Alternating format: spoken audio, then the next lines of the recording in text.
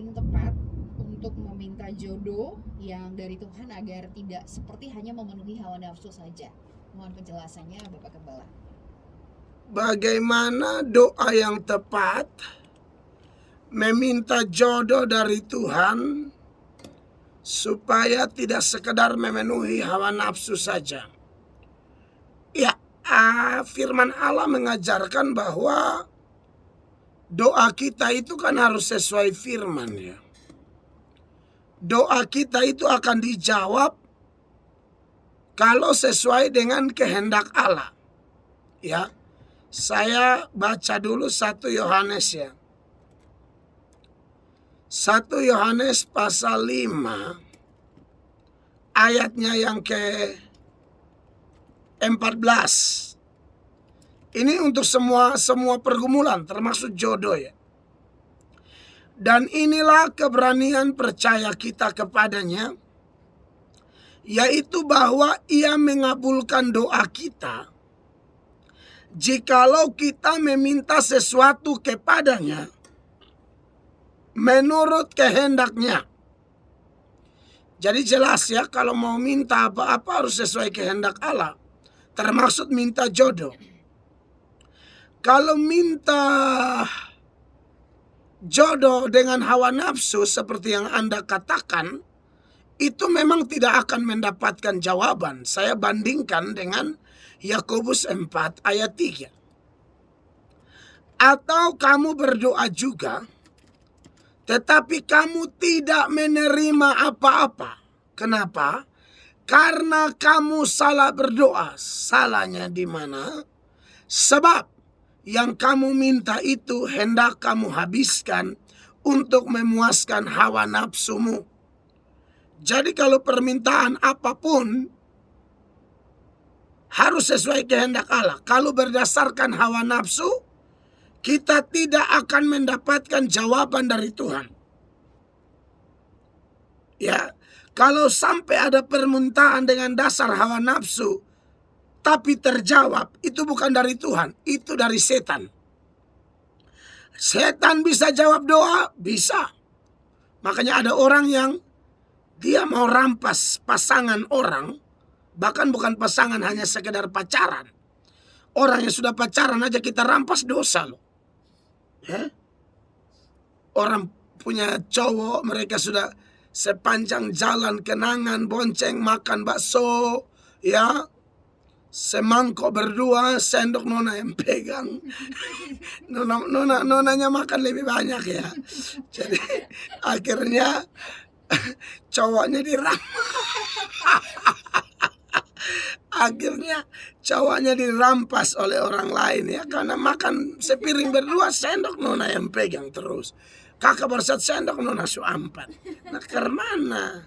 Ya, jadi rampas pacar orang aja dosa. Apalagi rampas laki orang atau istri orang. Dan ada orang yang merampasnya, tindakannya mau merampas tapi tetap berdoa gitu loh. Tetap andalkan Tuhan. Saya pernah tahu tuh dulu-dulu sebelum saya bertobat pun saya tahu orang berselingkuh. Karena saya dulu suka jodohin laki orang sama bini orang. Serius loh. Kayak germo gitu. Jadi ada mereka tuh yang sudah selingkuh tapi doa. Panggilnya udah papa mama. Ya, Pak, ingat Pak ya, Tuhan turut bekerja dalam segala sesuatu untuk mendatangkan kebaikan. Kalau memang ini rencana Tuhan, Pak, yang dia bilang Pak ini bukan suaminya, suami orang. Bayangin aja. Jadi menurut saya ini mengerikan sekali, saudara-saudara ya, bahwa memang faktanya ada orang-orang kayak gitu. Ada orang begitu. Jadi akhirnya ya sudah terjawab. Nah, kalau yang begini saya bilang itu dari setan. Kok suami orang, istri orang kau rebut lagi, bukan rebut biasa. Di dalam nama Yesus Kristus, aku merebut suami dari ibu itu dengan iman bahwa mereka akan dipisahkan dan saya akan bersatu dengan lakinya. Jelas ini setan. Kau jangan bawa-bawa nama Yesus sembarangan ya. Kemudian kekasih-kekasih Tuhan, bahwa doa yang benar itu yaitu 1 Yohanes 5 ayat 14 untuk jodoh Anda. Sesuai kehendak Allah. Memang kehendak Allah itu saya jelaskan ya, ada dua. Ada kehendak Allah dalam arti providensia Allah. Rencana kekekalan Allah, itu rencana Allah tuh. Kita mati kapan, nikah dengan siapa, anak berapa, meninggal umur berapa, Tuhan Yesus datang kapan, ya. Itu kehendak Allah. Makanya ada ayat bilang bahkan hal-hal yang remeh, hal-hal yang sepele, seperti yang tercatat dalam Matius 10 ayat 29. Dia bilang burung pipit yang harganya 1 ekor 2 duit, yang menurut manusia tidak berharga itu, karena harganya cuma 2 duit. Itu mata uang terkecil pada waktu itu di Israel. Kok bisa ya? Burung pipitnya 1 ekor 2 duit itu Tuhan bilang tidak akan jatuh ke bumi di luar kehendak Bapamu. Rambut di kepalamu terhitung semua. Nah ini yang saya bilang kehendak Allah dalam artian rencana kekekalan Allah, providensia Allah. Nah kalau yang itu kan bersifat tersembunyi.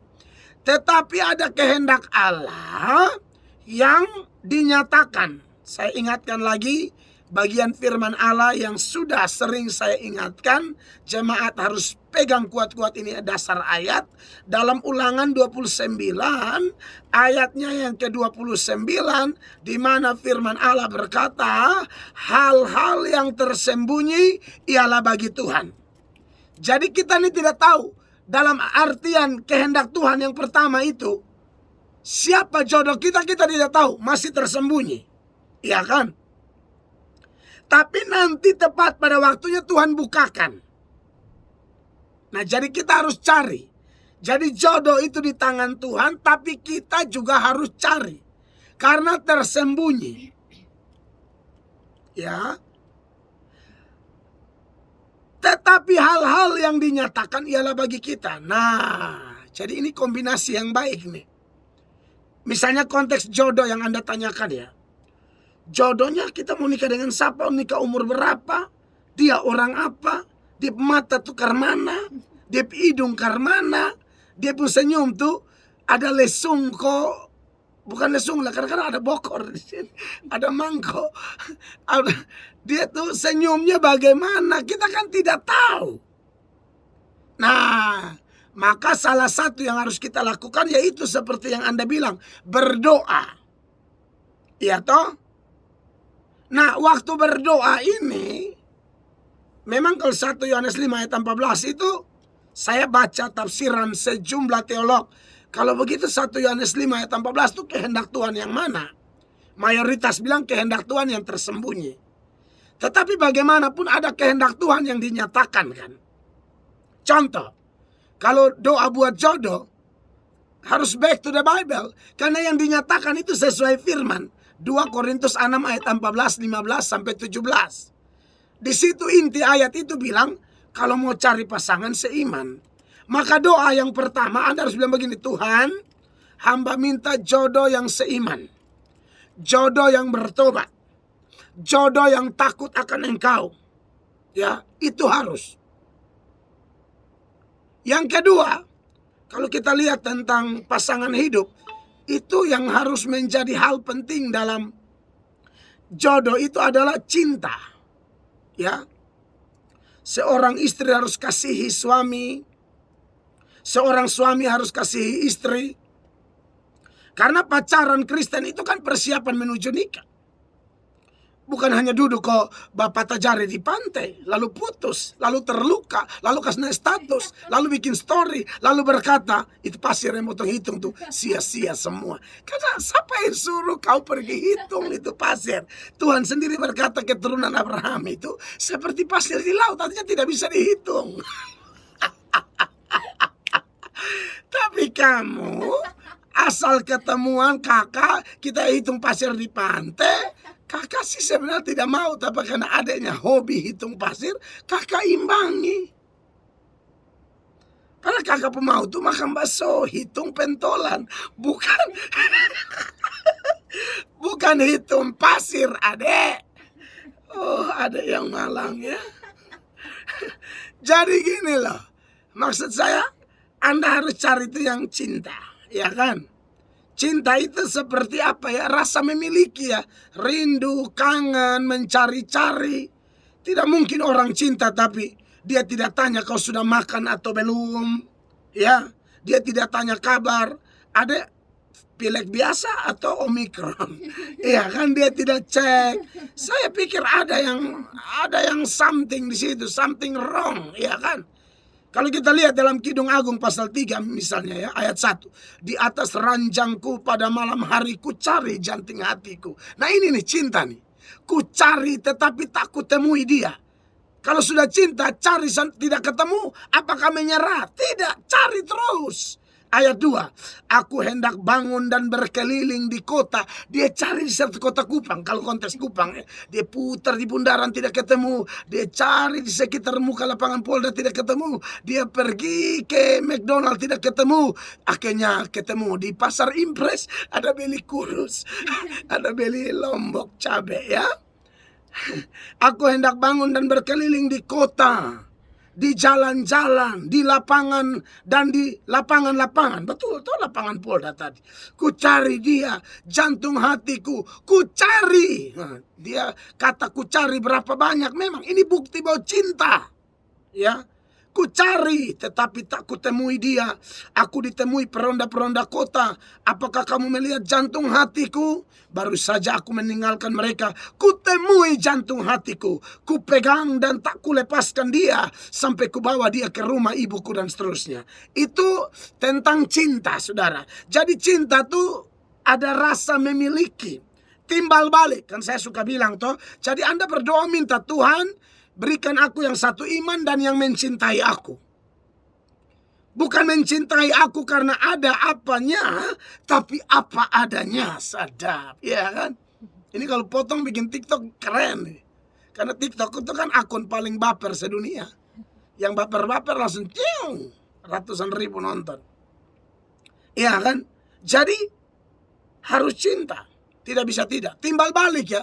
Seperti Adam, lihat Hawa, Adam bilang, ini tulang dari tulangku. Ini daging dari dagingku. Itu cinta tuh.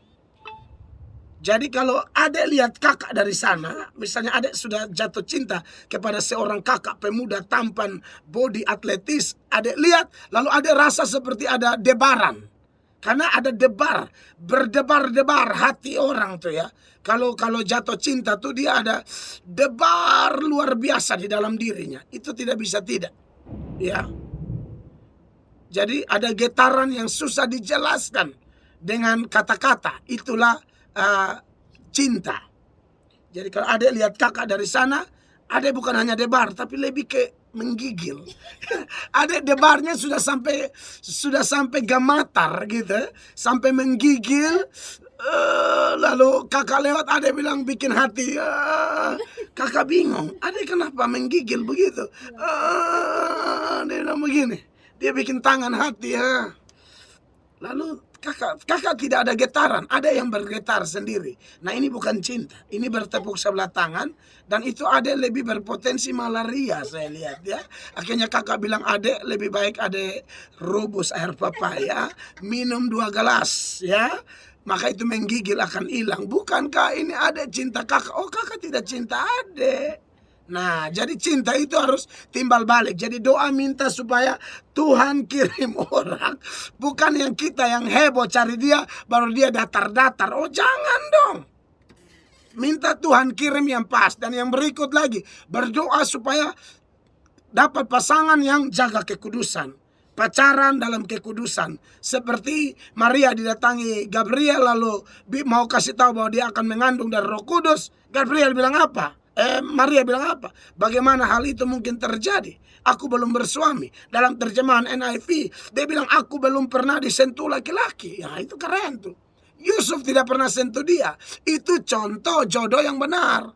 Jangan baru pacaran minta cium, minta ini, minta itu. Ini aneh. Tidak boleh demikian. Lalu berdoa supaya Tuhan hamba jadi dengan dia, kami dua melayani Tuhan, mencari jiwa bersama.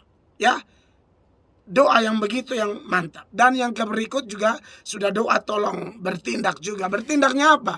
Tahu urus diri kalau Anda perempuan. Ya, wangi sedikit barisi, jangan rambut terombak, pi gereja roll satu belum buka, dia lupa dia ada roll rambut. Haleluya. Ya, atau laki-laki kau jangan terlalu percaya diri, tapi kamu minta maaf bau ketiak misalnya, bau badan. Kalau ketiakmu bau, kan saya sudah bilang kalau mau yang murah tuh batu tawas.